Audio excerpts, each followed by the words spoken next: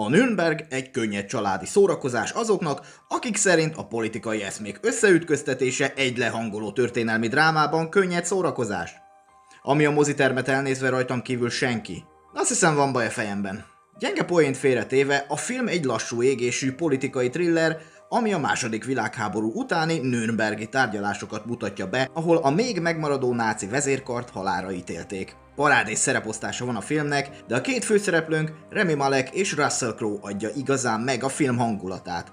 A jelenetek többségében csak 2-3 ember eszmecseréjét nézhetjük végig, ami egyeseknek unalmas lehet, de én nem tudtam levenni a tekintetem a vászonról. Ha csak röviden is, de betekinthettünk a kulisszák mögé, ami a történelmünk egyik legsötétebb korszakát mutatja be. Kell hozzá egy hangulat és lelkiállapot bizonyos részeknél, de aki szereti az ilyen jellegű történelmi filmeket, annak mindenképp ajánlom. 8 a 10-ből.